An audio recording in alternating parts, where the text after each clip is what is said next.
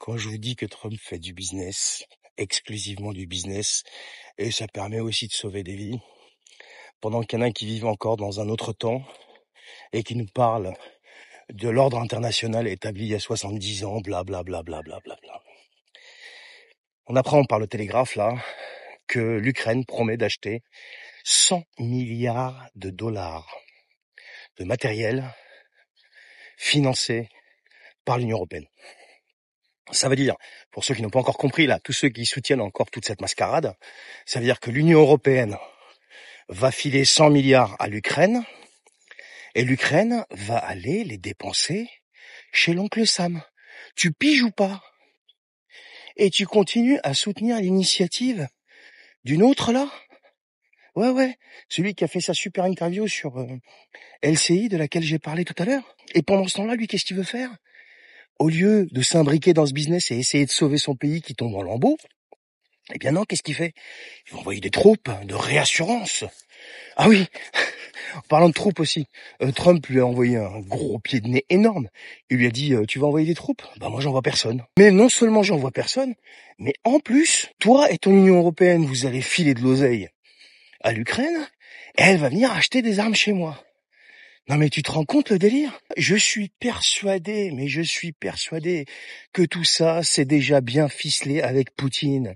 Ils ont parlé business les mecs, pendant que les nôtres ils te parlent de l'ordre international qui a été fondé je sais pas quand par je sais pas qui. C'est pour ça que je dis que c'est criminel cette histoire, parce que nos pays sont dans un état mais lamentable.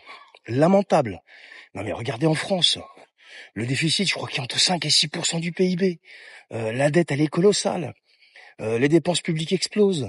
On étrangle les Français avec 44 milliards d'efforts et je sais pas quoi d'autre. Et ça s'arrête jamais. Et pendant ce temps-là, Poutine et Trump font du bise sur le dos des Européens.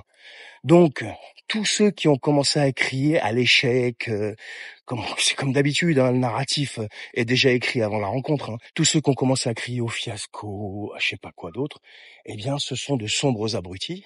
Parce que, regardez le délire, le Télégraphe vient confirmer ce que je vous disais depuis je sais pas combien de temps. Trump et Poutine font du business sur le dos des Européens. Voilà, c'est tout. Et vous allez voir que ce n'est qu'un début. Parce que ce qui va suivre après, là, mais ça va être plus terrible encore. Parce qu'ils vont pas s'arrêter là, les mecs. Et Trump, il a bien l'intention de récupérer les 300 et quelques milliards, je sais plus combien, 330, 350 milliards, que les États-Unis ont déversés dans la guerre en Ukraine. Donc, ce qui m'amène à dire à tous les neuneux qui soutiennent encore Macron et son dogme et son entêtement qui ruine le peuple français et qui va mettre en danger nos soldats et qui va briser des familles et qui va mettre en danger existentiel notre pays puisqu'on s'en prend à une puissance nucléaire. Réveillez-vous les gars, réveillez-vous. Tous les jours vous avez une nouvelle preuve que ce mec-là se moque de nous et il est en train de nous ruiner et surtout il trahit son pays du matin au soir. Je vous souhaite une bonne journée, prenez soin de vous et à la prochaine pour d'autres surprises.